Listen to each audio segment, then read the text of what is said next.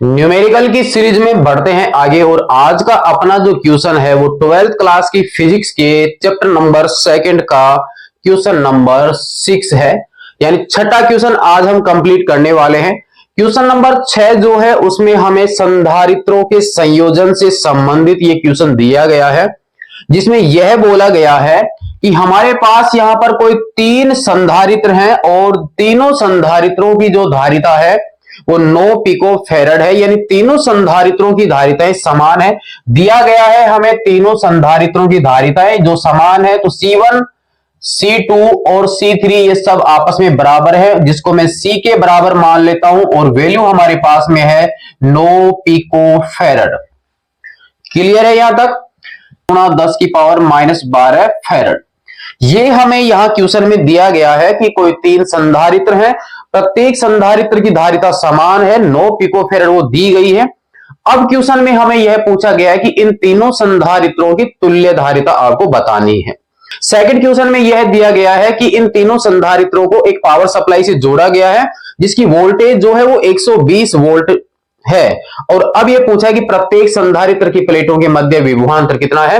यानी डायग्राम में कुछ ऐसा दिया गया है कि यहां पर 3 कैपेसिटर हैं, 3 संधारित्र हैं और इन तीनों संधारित्रों की धारिताएं समान है, ज्यादा हार्ड नहीं है, और इसको एक पावर सप्लाई से जोड़ा गया है। और यहां पर एक पावर सप्लाई की जो वोल्टेज है ना वो 120 वोल्ट है। इसका वोल्टेज V1 मान लेते हैं, इसका V2 मान लेते हैं, इसका V3।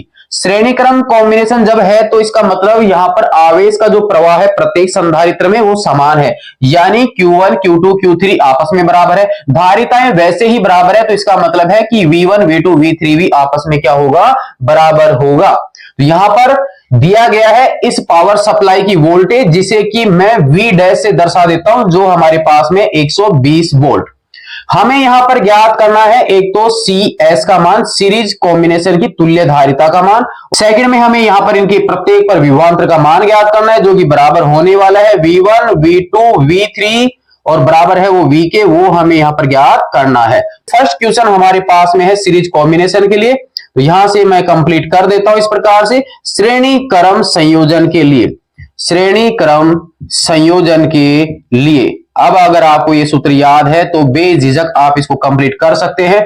हमारे पास फॉर्मूला है 1/CS बराबर 1/C1 1/C2 और 1/C3।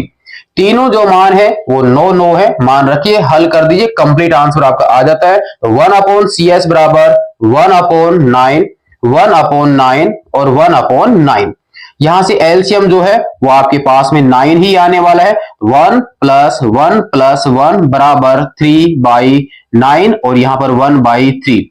यहां में 1/CS नहीं, CS हमें चाहिए, तो इसको मैं विपरीत कर देता हूं, इसको भी मैं यहां पर उल्टा कर देता हूं, तो हमारे पास में वैल्यू कंप्लीट आ जाती है। तुल्य धारिता का मान 3 पिको फेरड, क्योंकि मैंने यहां पर 9 यूज किया है तो पिको में है आंसर। तो तीनों संधारित्रों को जोड़ा जाता है सीरीज कॉम्बिनेशन में, प्रत्येक की धारिता 9 है, तो यहां पर तुल्य धारिता का जो मान है वो 3 पिको फेरड रहने वाला है।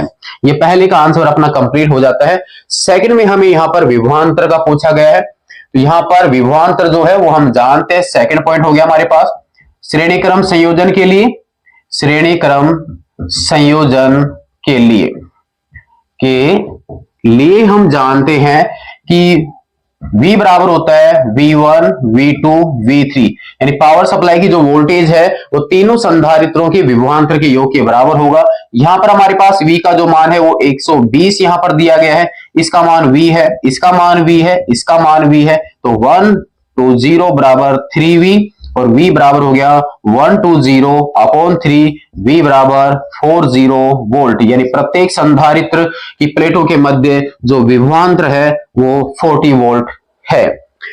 क्वेश्चन नंबर 6 जो है वो अब आपकी कंप्लीट हो जाता है, ज्यादा हार्ड नहीं था।